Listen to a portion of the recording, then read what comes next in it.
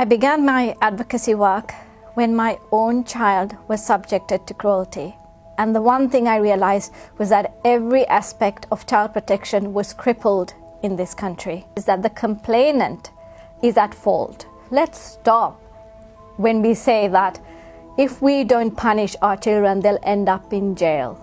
You justify it. The moment you look away, you become an abuser yourself.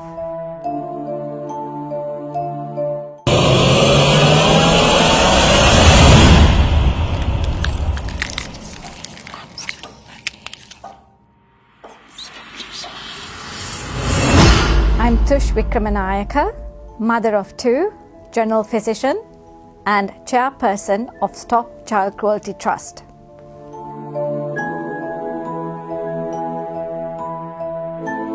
When my own child was subjected to cruelty.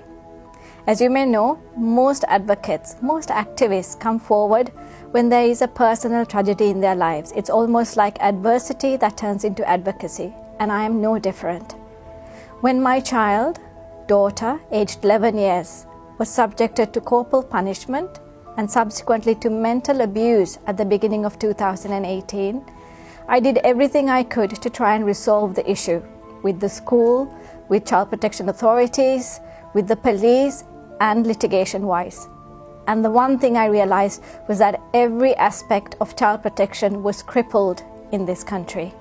And that is what made me come into advocacy, so that I established the trust in order to start a national campaign to end violence against children, particularly corporal punishment, to end corporal punishment in Sri Lanka, so that no other child will ever have to go through this again.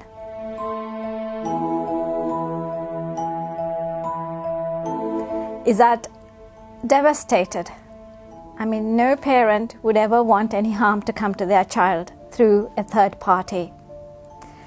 I still remember this day. It's not so much the incident of the corporal punishment, the actual kneeling or the pulling of the ears or any other physical punishment that my daughter was subjected to repeatedly in the school. But it was after we agreed and came to a settlement in police. It was the subsequent abuse, mental abuse, that reduced my child to a level of a fetus, and that vision of my 11-year-old beautiful, vivacious baby girl lying in bed, curled up in a fetal position, is one that I will never forget in my life, even if I'm old and my memory is failing.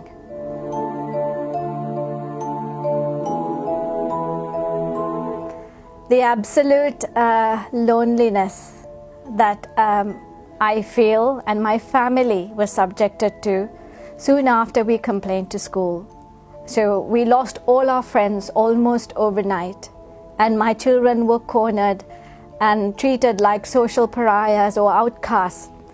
And to this date, I can count the number of friends we have and the people who have been supportive of us, so that the isolation, both in school and in society, even now, the backlash that we get from the school in particular. There was a sticker campaign, a WhatsApp group, a whole Facebook page, a whole website, all against my children and me. And we were not allowed to participate in any of those conversations. So it was almost like being hung to dry or being crucified alive socially.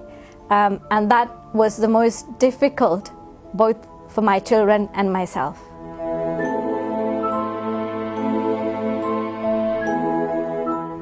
Absolute lethargy of the authorities. It's so frustrating. You feel as if you want to go and shake them into action.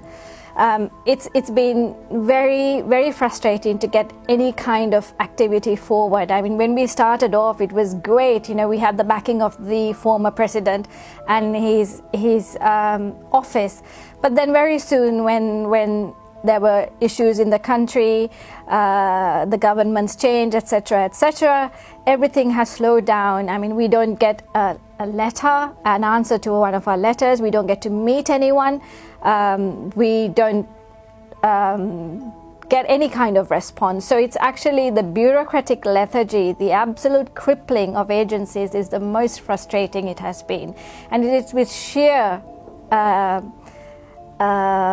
indefatigable effort that we keep going as a trust alone, keeping this awareness up on a daily basis, so that since we've started in 2018, violence against children, corporal punishment has been a daily topic, and we are very happy that we've been able to bring that to the forefront. Also, we have done a lot of training of teachers nationally, starting with the National Teacher Training Institute and other agencies. But that's been almost a lonely path, because we haven't had the backing of the government to do things. We've also been very active in our advocacy work, wanting to do a dual role with legislative changes as well as changing attitudes, the latter a bit harder. So our work has been quite frustrating with the authorities.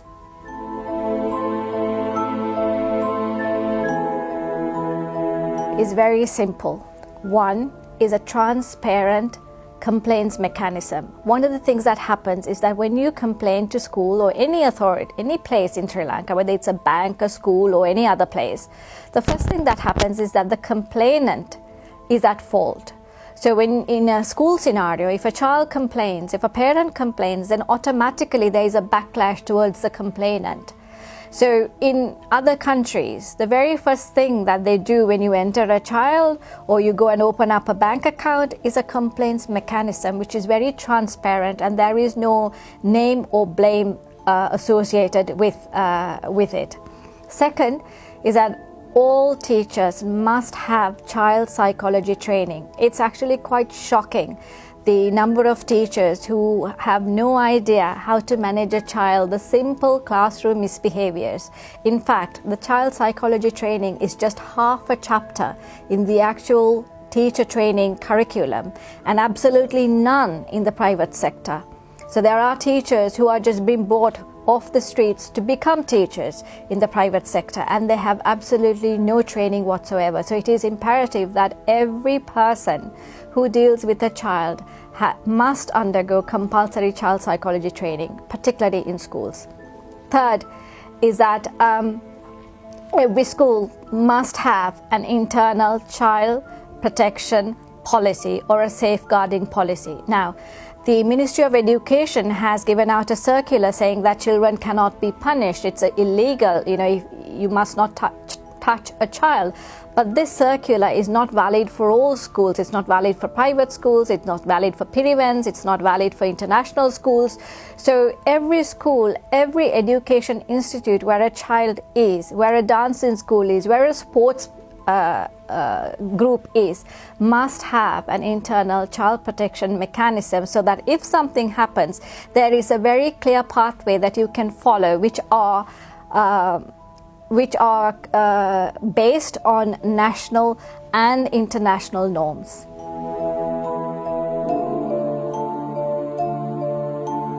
We now live in the 21st century. So let's stop with this, oh, we were hit and we are doing absolutely fine theory. Let's stop with the kirihodda that you need to stir like a gravy and hit a child. Let's stop this myth of spare the rod and spoil the child. Let's stop with the myth that this is a Western influence of our country. No.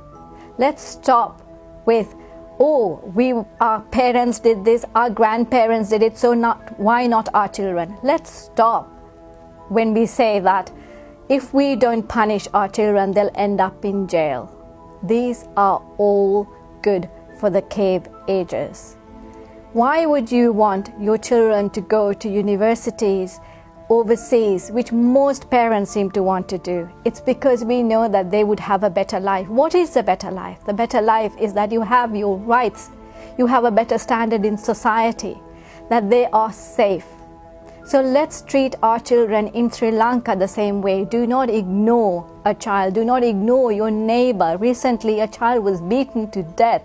Let's not get to the stage where we actually normalize violence. that we justify the abuse with all the myths that I said before. Let's voice, let's act, and let's stop immediately, because the moment you justify it, the moment you look away, you become an abuser yourself.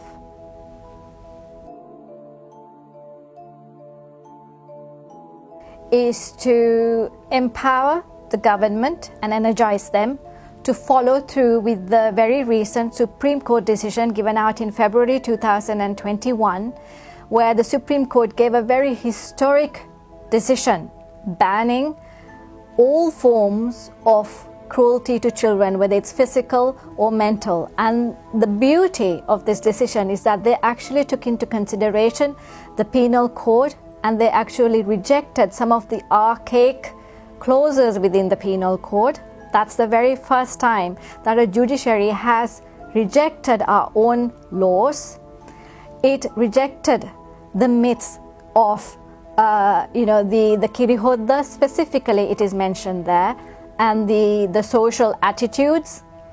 It took into consideration the circular by the government advising not to punish children. It took into consideration the United Nations Committee on the Rights of the Child, the convention. And so it was a combination of both national, and it also took into account the Constitution. So this is the very first time that the Supreme Court bypassed the legislature and gave a decision. So it's very easy now for the government, if they truly care, if they truly believe that our children are our future, they will implement this, because already the Supreme Court has given the green light. The long-term goal for Stop Child Cruelty is actually to make our people unlearn what they have learned for decades. It's very easy to introduce something new, but it's very difficult to make them follow through, because to learn something, you need to unlearn what you have done for so many years, and that is very difficult. So our efforts in changing the curriculum, in our efforts in training the teachers, in our efforts in raising awareness, and in our efforts to raise the support of both the national and international community will have to keep going. Just say no.